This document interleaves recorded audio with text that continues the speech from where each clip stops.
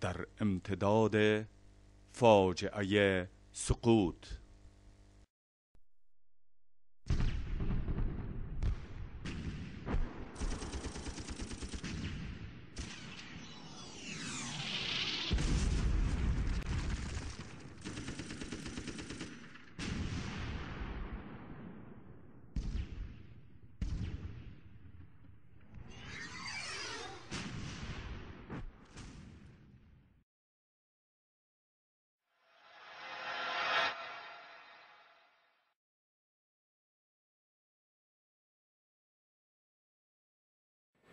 ما در ماه جدی سال 1366 تصمیم خود گرفته بودیم با وجود دکتر نجیب ما را درک میکردیم که قضیه افغانستان این یک زور یک قوتی نباشه، راه حلش ممکن نیست. یک قوت را آماده بکنیم. ما آسته با سازماندهی های خود شروع کردیم و او افرادی را که آقای حکمتیار روش اعتراض داره و روش پافشاری میکنه که کابل ترک بگویه، افرادی هستند و یک قطعاتی هستند که در سقوط رژیم نقش فعال داشتند و این عملی است که مطابق به خواست همه رهبران و همه مجاهدین، آقای سید منصور نادری، جنرال دوستم و جنرال مومن این عمل انجام دادند و این سه نفر که دارای قوت‌های نظامی قابل ملاحظه در کشور هستند به شمول یک تعداد دیگر از قوای مسلح دولت هم در سقوط رژیم و هم در دفاع از کابل و در خنثی کردن توطئه که خواست رهبران بود در هر دو سهم فعال داشتند.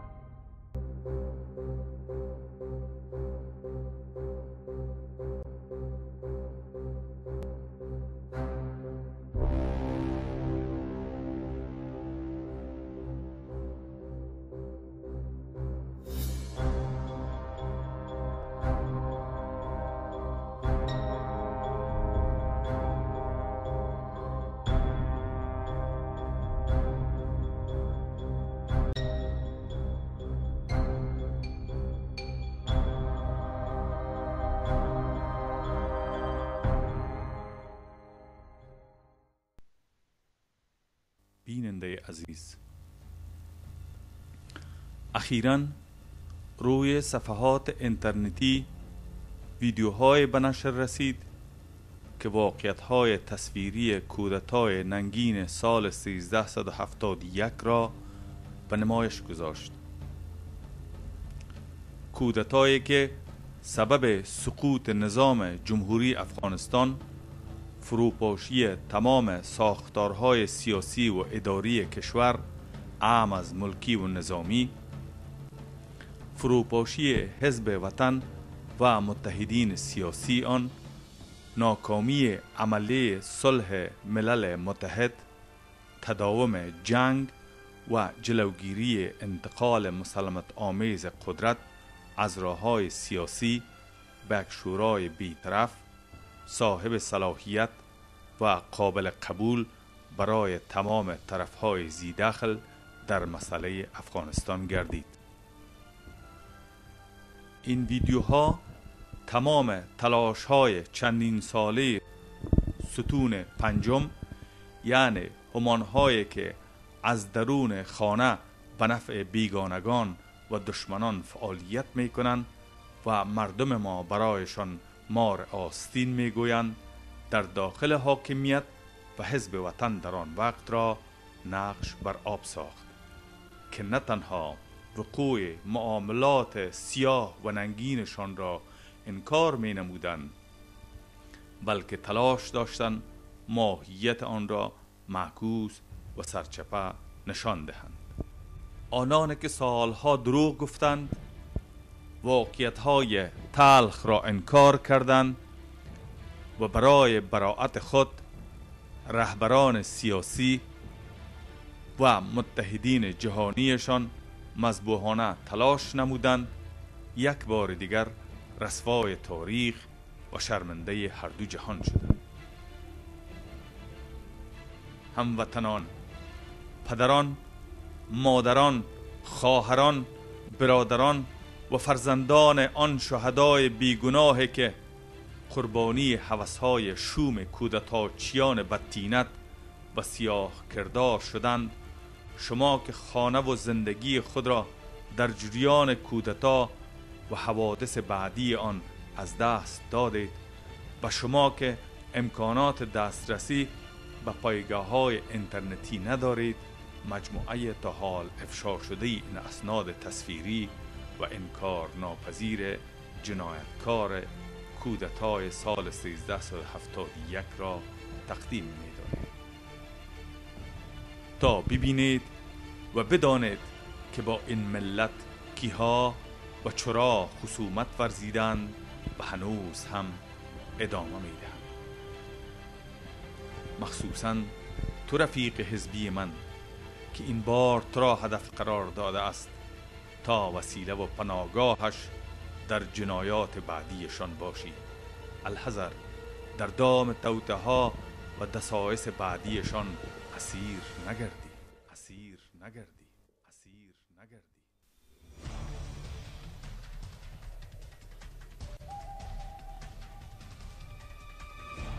هموطن، تو که از سالها جنگ قدرت به جز فقر و درد و رنج نصیبت نشده است و این چهره های پر ادعا که ننگ زندگی و شرم تاریخند بنگر، و آنان که خائنانه و نامردانه فرصتی را که برای صلح و آشتی، برای شگوفایی زندگی، اخوت و همگرایی یافته بودیم از ما گرفتند و به هدر دادند.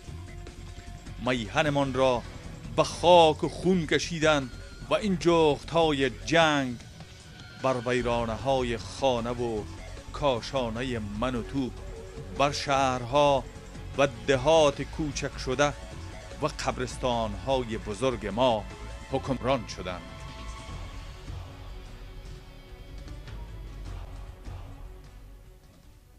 رفیق روزگار صلح و جنگ من، سال هاست با هم سنگ وطن دوستی به سینه کوفتیم و در صداقتت هم شک و تردیدی ندارم. دیدی و دیدیم که چگونه از نام من و تو بالای زندگی و سرزمینمان یهوداهای حزب ما با غیر، با دشمن انسانیت، دشمن صلح و ترقی و معامله نشستند.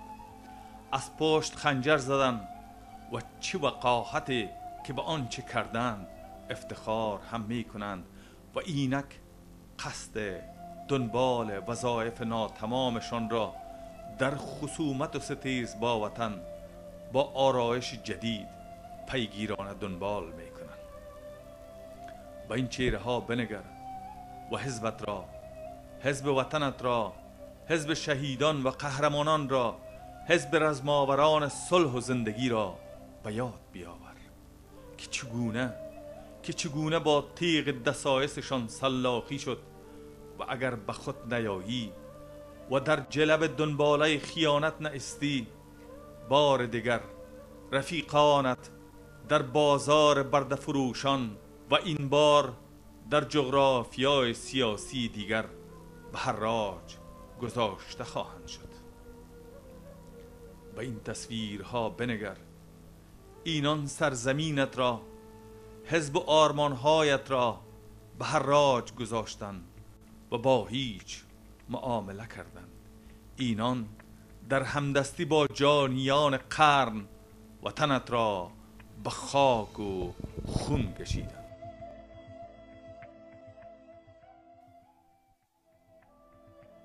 آنان که رفتند و به دیار خموشان پیوستند، حسابشان با کرام الکاتبین و مکافات عملشان با خداوند قهار. بیایید از زندگان که چون رفتگانشان ننگ زندگی و شرم تاریخند، از آقای وکیل و عظیمی، از علومی و حساس، از فرید مزدک و چند تای دیگر از پرسوناژ های بی مقدار و ارزان قیمت، غمنامه تسلیمی دولت به عقب مانده ترین و سفاک ترین ارتجاع قرن، از این دشمنان صلح و تفاهم بین الافغانی، از این زمین سازان تداوم جنگ و ویرانی بپرسیم. آقایان، شما در ازای خیانت به مردم و خیانت به همان رفقایتان که ادعای نجات شرف و ناموسشان را داشتید، علاوه از شرم و لعنت تاریخ چه به دست آوردید؟ همین یک پاسپورت، تکت طیاره و ویزای خارج،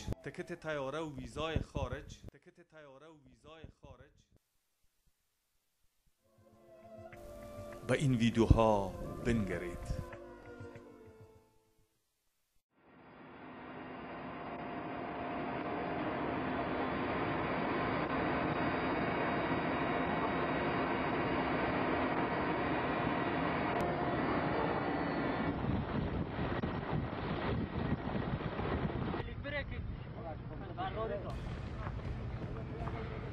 در اینجا آقایان باقر فرین و یار محمد، معاونین وزارت امنیت دولتی، چه مزدور منشانه در خدمت دزدان سر گردنه قرار دارند و نخستین جا به جایی نیروهای کودتایی 1992 را وظیفه گرفتند. دفعه شهدا روز شما یک لوای خاص رو خودم یک دوست یک اینجا شد. دفعه شهدا پیش نرفت. لما دفعه شهدا والله باشه در نقطه حاکمه. اگر حال او را میگه من برای باز نمیشه. ما مساوی سیستم می‌کنیم. خلاص برای شروع